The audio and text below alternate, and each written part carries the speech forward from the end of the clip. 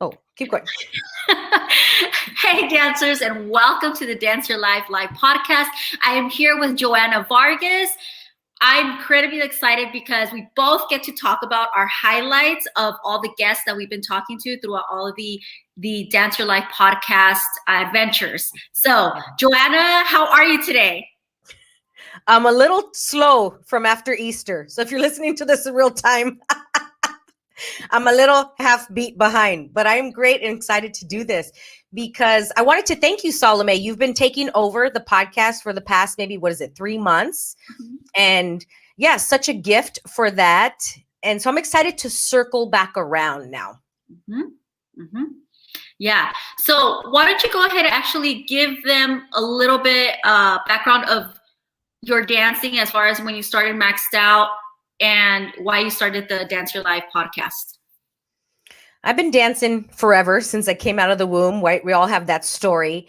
And right after high school, I went to college to study dance and I hated it. And I realized that I don't want to do this. I want to start teaching dance. And with that, came owning a dance studio, and one thing led to another, and which a dance showcase was formed. And I created this dance showcase in 2000. So this was, Salome, 21 years ago. And it was called The King of Pop. And it was honoring Michael Jackson. And I held it at the Wilshire E. Bell Theater in North Hollywood, if you're familiar, or is it Los Angeles? Anyway, and I put all my savings into this show. And until then, Salome, I think I was probably 21 years old or something like that. So all my savings, right? And I bet it on black. It was like going to Vegas, and I just bet it. And I go, here we go. I'm going to create this show. And I held auditions at Millennium and just like the whole 9 yards. And then after that, I'm like, I really like to do this. I'm going to create a dance showcase called Maxed Out. And I titled it Maxed Out because I knew I was going to put it on my credit cards and I was going to max out everything, the credit cards, my life. I'm like, again, I'm betting all on black. And also when you dance, you go, you max out, you do everything you can for that 5 whatever minutes or maybe 2 hours on stage. And that's how Maxed Out was born. And so for the first 5 years, it was a dance showcase. And then in 2005, we turned it into a dance competition. That's when I started to add Mookie as a host and things like that. And it just kept going, Salome. And that's where we are. Yeah. And as far as for Dance Your Life podcast, how was your download for that? I've been wanting to do a podcast since probably the podcast started, right? It was probably 2016 where I wanted to start a podcast. I wasn't sure what it was and what the download was, what the trajectory, what the fast forward was the pandemic. And when the pandemic hit, you and I, you've been working with me already at that time for about a year. And we're like, what can we do that is required right now during this time for creators and for dancers? I'm like, let's do the podcast. And that's how it was born. So it was something that was already marinating, yet it was fast forward because I don't think we would have done it if we were still doing the competition and not, I'm going to say, forced to slow down and to create things. Yeah. Joanna, so with the podcast and all the guests that we've been talking to, let's go ahead and talk about maybe the top 3 that we can think of and what did you get out of those top 3? Would you like to talk about it first? I received so much from talking to all the dancers because we went like full force, Salome. Right when the pandemic started, we're like, let's do an interview every day. Okay. And then it was like, okay, this is a lot. Let's do an interview every other day. And it was like, let's do one once a week. And it was like, let's do one once a month. We just wanted to talk and put as much help out there and content that we could. Yeah. So even though we have the top 3, like overall though, Salome, it was such a gift to me, to you, to talk to these people. It was a healing process and to just, because everybody was going on Zoom and going on, speaking virtually to each other. But what a gift to have like conscious conversations. The first one that stands out is Talia. Ramos, right? Her last name is Ramos. I want to make sure I got that right. And she is the creator of cupcakes. And talking to her was such a conscious gift. Like, what a gift. And I kept asking, like, what is the gift in this pandemic? What is the gift? Show me, God, because it sucks right now, right? And these conversations were a gift. She stood out because she would say things to me, and then I would walk away from the conversation feeling more full, feeling filled up, feeling like, gosh, I feel so good. I would have never talked to her if this gift of the pandemic didn't happen, right? And it's finding the gift in the crap, in the like, ugh. And that's the first one for me. What's one for you that stands out? Recently, I'm gonna go ahead and say Shockwave, because his, oh my gosh, I mean, we're still talking, we're still talking afterwards. Like, we have to connect. I was like, we have to connect because I just felt like everything he was talking about, it wasn't just about dance. That's the thing.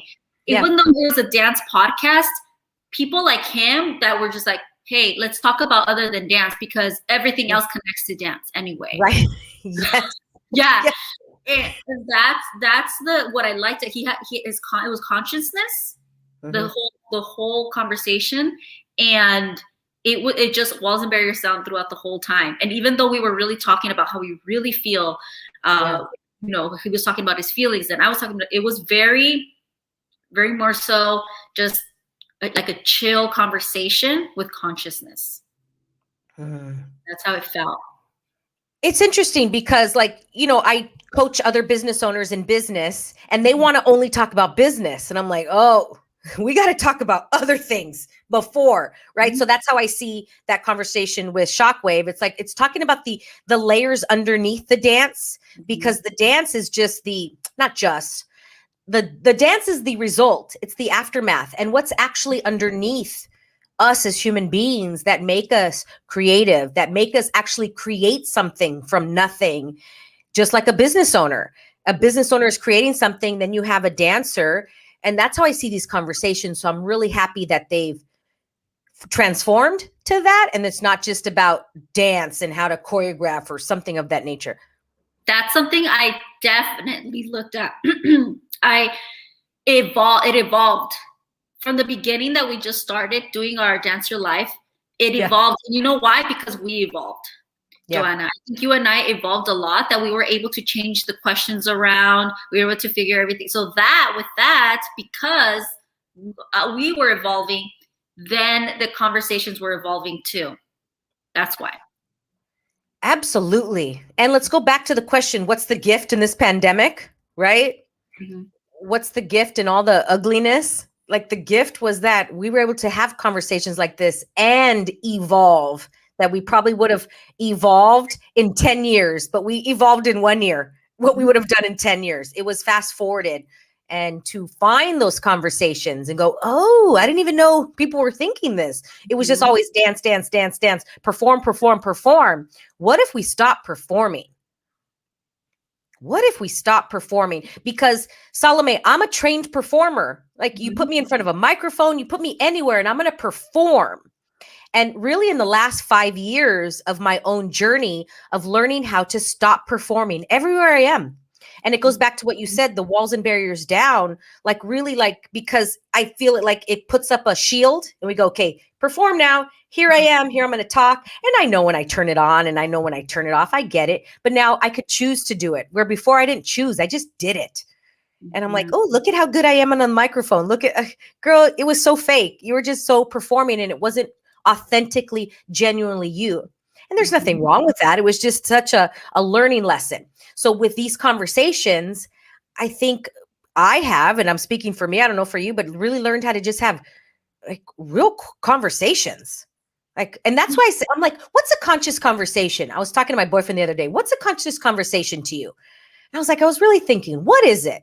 And I would love to know what you think, Salome, too. Like, what's a conscious conversation? And my point of view of a conscious conversation is two or more people communicating where they're not trying to get the other person to believe what they believe. I'm like, oh, this is what I think. What do you think? Cool. This is what I think. What do you think? Cool. And it's not me. It's not a debate. It's not a debate of who's right or who's wrong. It's a gifting and receiving, and like, I think this, cool. And I think we've had those throughout the whole pandemic with all these dancers. And how many dancers do you think we've talked to, Salome? 100? Instagram and the because the podcast were at 50 something. 100 plus. 100 plus. Because what episode are we on for the Dance Your Life? 54. Okay, so that's already 54. Then the Instagrams, we've done at least one plus a week for 52 weeks. We're at 100. To talk to 100 different dancers, man, you will learn a lot. That was a master's degree in like conversations. But Yeah.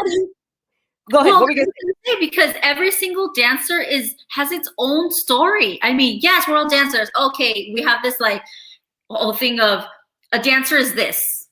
But really, when we start talking to every single dancer, everybody has a Who are you different really? story. Yeah. Yeah. Not who are you on stage, not who are you as a performer, because then we start to make these definitions of people. Like there's a definition. This is this person because you've only seen them on stage. It's almost like it's almost like a singer. I don't know. What's the definition that we have for Beyonce? What's the definition that you have for somebody that's on stage and you only see them that way? And then we take the human out of them. And I think we've saw the human in dancers this whole year. But what's your definition of a conscious conversation? I was gonna say that I completely agree. It's when I see it as a leveled up conversation where not one is higher than the other one. You know, where everyone's just like talking and it blends in very well. That someone's just not telling you what to do, and you're not getting that you know the energy when you have the energetic invitation within the conversation. Like I'm inviting you in this conversation, and you're actually into the conversation because I'm energetically inviting you to this conversation rather than not wanting to be this conversation because I'm telling you what to do, or I'm telling you that this is how I think and you should think that way too. Yeah, that's how I see it. And P.S. we need better internet for you because you're like pixelated, like a cartoon. Telling you. I know. Anybody know an IT guy? Wait. Oh, we got Esther's watching. Hey, Esther. What up? Noemi, making time to listen. Yes, right, Noemi? She said, making time to listen to 100 plus dancers. Yeah. What a gift. What a gift. And did you see the gift in it, Salome, when we were doing it? Or do you see the gift more now in retrospect? Okay. So I saw the gift when we started, but it changed. It was changed every single time. So I saw the gift, but then as we started talking to more dancers, my mind, again, going back to evolving, it kept evolving as to the kind of gift that I was receiving. Because at first it was like, oh, I'm meeting new people. That was the first. Oh, that was, yes. Okay, got it. You know?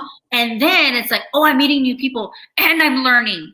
Okay, now I'm meeting new people and learning, and we're having conscious conversations like that. So it just kept going and going and going and going and going. And then the way it ended, like right now, how the last few ones that I had were just, I mean, Alan Pizarro and Danny Wang Batimana, like those were just great. I thought they were amazing conversations. Those were my top 3. And they were just the last ones. Okay, those are your top 3. Got it. Okay. Danny and Elm. Yeah, those were good. My other 2 that stood out to me was when I talked to Cupcakes. It was the young dancers. They were, 11, 12 years old. This was earlier in the pandemic. What was this? April, May of 2020.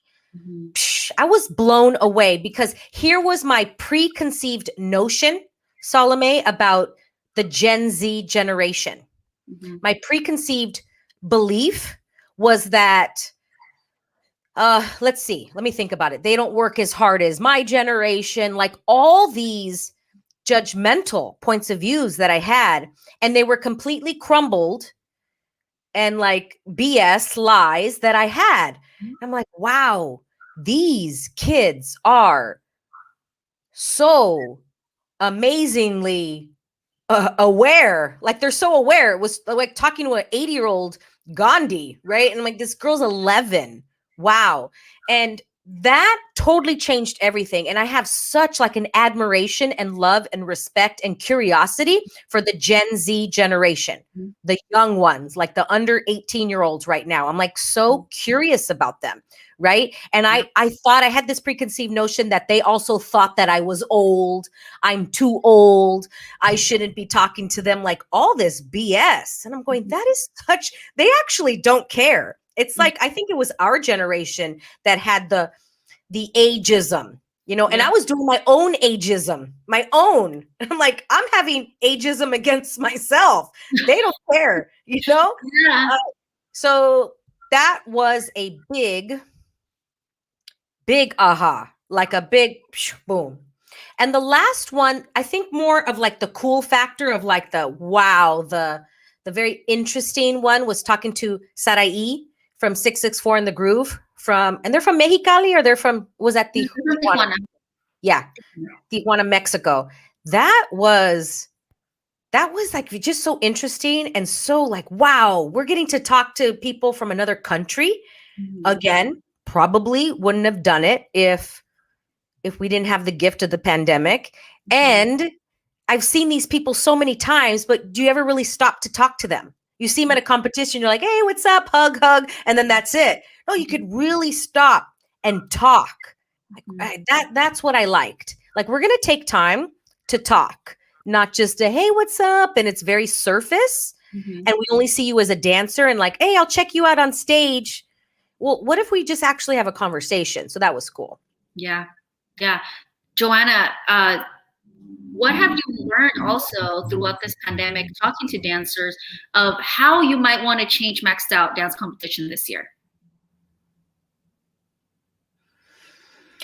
Change, I would like to add, virtual, so that we can talk to more people. Because now knowing that we were limited, I'm like looking at new possibilities now, and I'm looking at more to the future, 10 years in advance, not just 6 months in the future, but like really, really. And I was doing it before the pandemic, but now it's like, no, Joanna, you really look into the future. Like, let's say AI, thinking about that, thinking about NFTs, like thinking about all these other new business ventures that are going to happen in the next 5 to 10 years. That I see as well, adding the virtual. Another thing is like, how can we add in more of a component of conversation? And you and I were talking about this, in 2019 to add this, but it was like, I don't think people were ready yet. So we were trying to put it together, and then maybe we were farting around and we were not ready. But I think now that we've already had these conversations, we've created over 100 relationships, right? And I wonder who we can ask back and create like a coffee talk, create like a mastermind, create like a something right before the event where people can come and listen to people talk, and that it's not just about dance. Because when we were going to do it before, we were going to talk about dance, Salome. Remember, like ask them about dance ask them about how they choreograph this and how. No, what if we just talk about life, and then the dance is the on top? So that I would like to add. The possibilities are endless. I think that's also what I learned and what I see for Maxed Out. It's like there's so many things. Like how can it get better? How can it get easier? And I don't know all the answers yet. So I'm wondering what God life will show me and show us. Joanna, I'm really excited for this competition because I've always been a fan of the minor and major core category from Maxed Out. And I think that's what always made Maxed Out very unique, because it gave people a different experience to perform with other people other than their dance team, and it's more of a project-based category where everyone can say, hey, I'm being given this opportunity to showcase my own art, my own creativity, my own craft. And I think this time around, that category is going to grow a lot more, because before it was always the smallest category for major and minor. But I think this year it's going to be a lot more than the actual other ones. Yeah, because choreographers now have probably been creating in their head, creating in their bedrooms, creating at home, creating outside, and going, I want to put this out there. And I said this many times on the show and talking to these to the dancers, I'm like, I'm curious to see how the choreography is going to change. Because it seems like, and I wonder if anybody else sees this as well, like there's just a lot of a copy of a copy. And I think about like Salome, I think about this because like my other podcast, I always copy my show notes, and I'll copy a copy of a copy of a copy of my show notes. And then I go and I edit it, right? And then it hit me. I'm like, are we choreographing this way? It's a copy of a copy. And are you willing to be that different with your choreography and like be a pioneer with something different? And okay, here's the thing, Salome. Is it being different because you want to be different and ego, or just being different because that's just how your body moves? Do you get what I'm saying? Exactly. Okay, because before in my 20s, I'd be like, I want my choreography to be different. And it was such like a FU energy and a such like it was not conscious. It was unconscious. Now I'm like, this is how my body moves. Cool. Can anybody do it? Because in my 20s, I did move differently, Salome. My choreography was very weird to them, meaning to that genre of dance. And it's so freaking funny now that a lot of the choreography sometimes I'll see now looks like my old choreography, but I did not have the confidence and I didn't have the awareness to keep choosing it, even though it was different and people couldn't pick it up yet.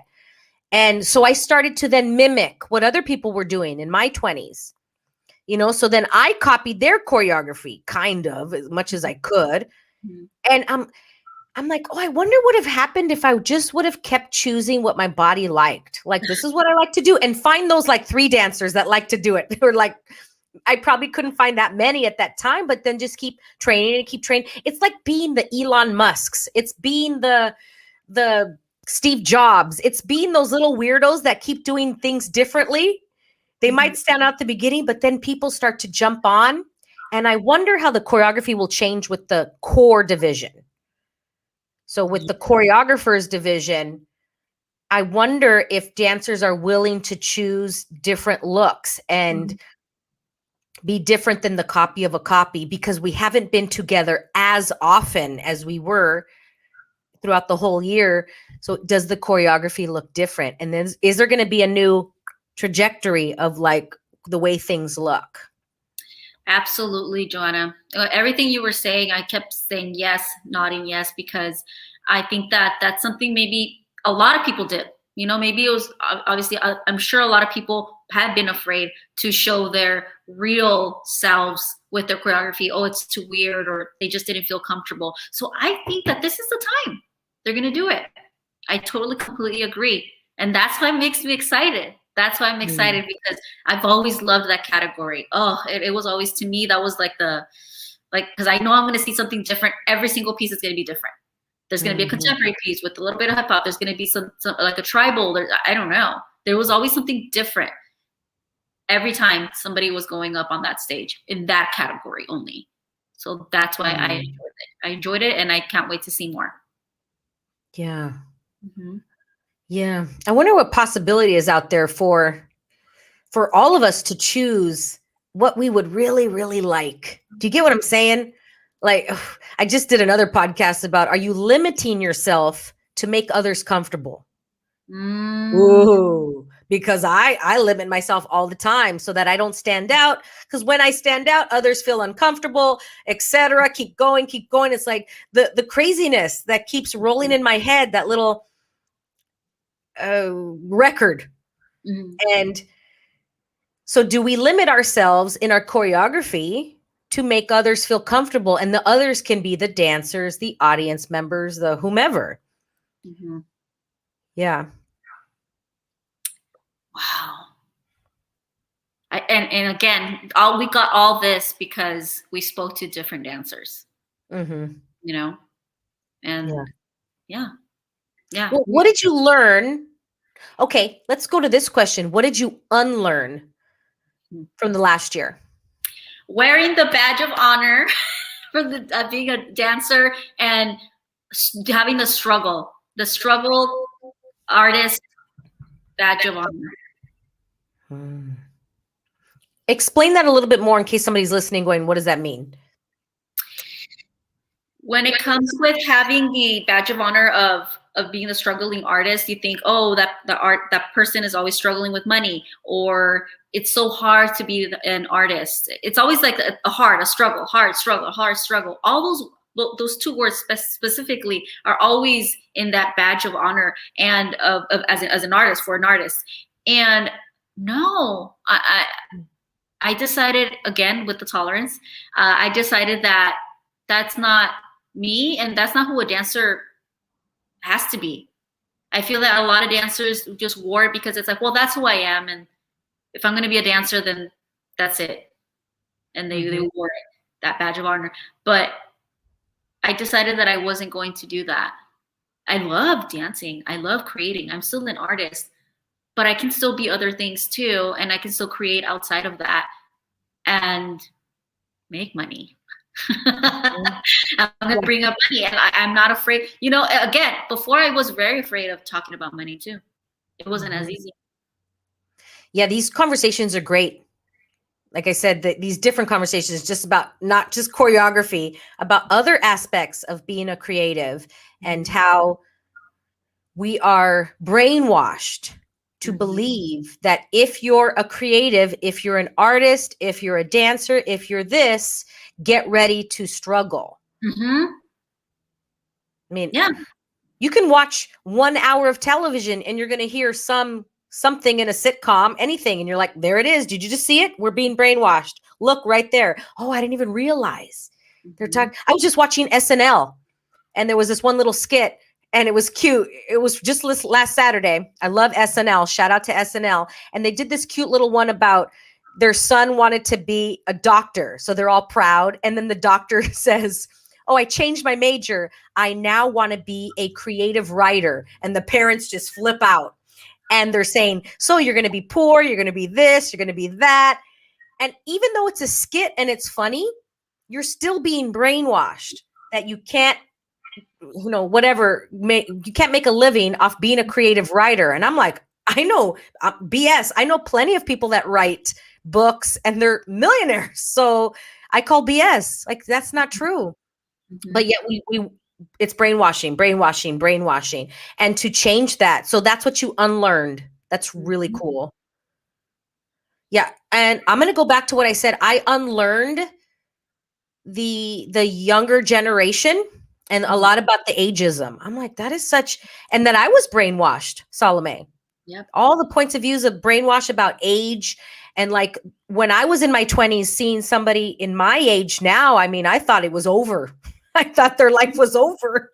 And I'm like, wow, I feel really freaking young. But I was being brainwashed to think I'm supposed to already be doing ABC by this age. And I'm doing something different and having a blast. That I unlearned. And you know what, though? I still have a lot more unlearning to do on that because it still comes up. It's like a weed. It keeps coming up. Yep.